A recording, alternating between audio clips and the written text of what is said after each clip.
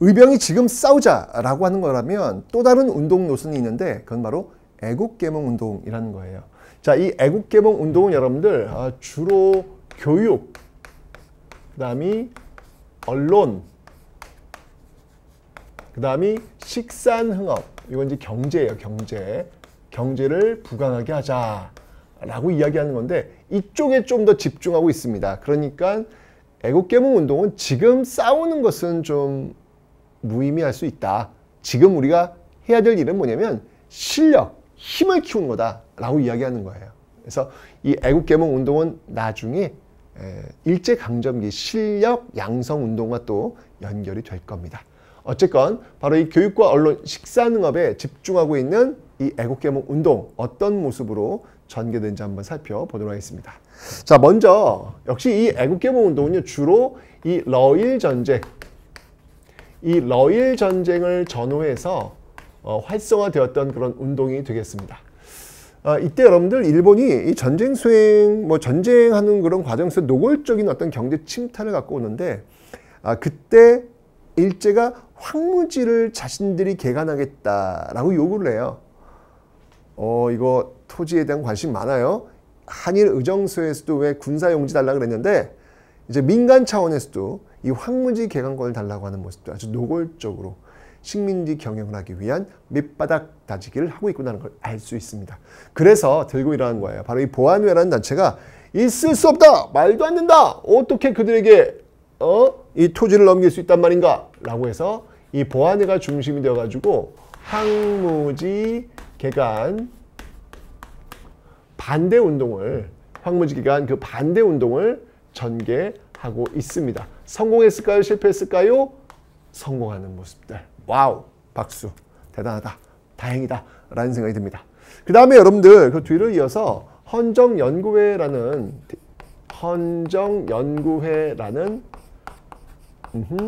그런 애국개몽 운동단체가 있는데 이 헌정연구회는 주로 뭘 강조했냐면 입헌군주제를 좀 연구하는 어떤 그런 단체에서부터 출발하고 있습니다. 그 뒤를 이어서 여러분들 이 대한자강회가 나오는데요. 이 대한자강회 여러분 꼭 좀 기억을 좀 해 놓으셔야 되겠습니다. 왜냐면 이 대한자강회는 바로 그 앞에 여러분들 왜 그 1907년에 고종이 강제로 퇴위당하잖아요. 바로 그 고종 강제 퇴위에 격렬히 저항했던 고종 강제 퇴위를 아주 격렬히 저항했던 그 조직이 바로 이 대한자강회가 되겠습니다. 이것 때문에 이 대한자강회는 이것 때문에 해산돼요. 이것 때문에 해산되고 있더라 라고 하는 사실. 여러분들 이 자강이라고 하는 키워드, 요 자강이라고 하는 키워드가 등장하면 이건 무조건 대한자강회예요.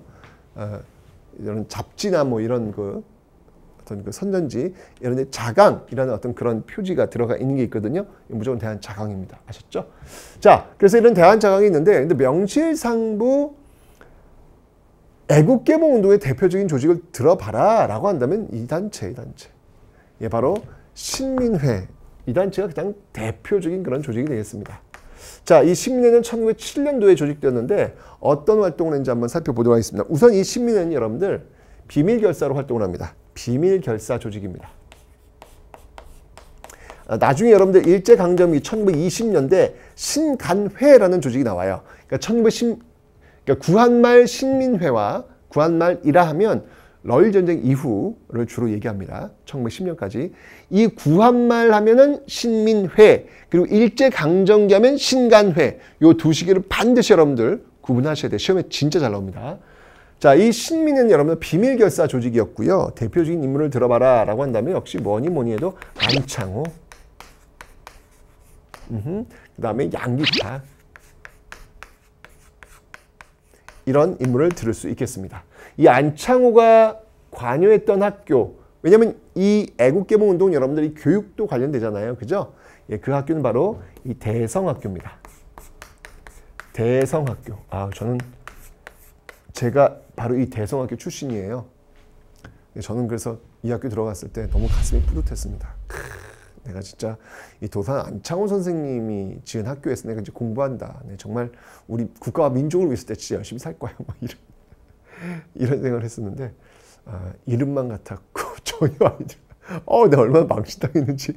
저 대성학교 나왔는데요. 저 안창호 선생님, 그 학교는 평양인데? 네. 깨갱했습니다. 자, 그 다음에 여러분 또 어떤 학교가 있냐면요. 네, 오산학교. 네, 오산학교. 남강 이승훈. 뭐 이런 선생님들이 세웠던 그런 학교들이 또 있었다. 이 교육과 관련된 곳이죠. 그 다음에 여러분 식산흥업. 식산흥업, 이건 이제 경제 아닙니까? 그죠? 이런 경제와 발전된 어떤 그런 모습들 하기 위해서 회사를 세워요. 이게 바로 자기회사, 도자기, 자기회사라든지 또는 태극서관, 이런 것들은 이제 책, 그죠?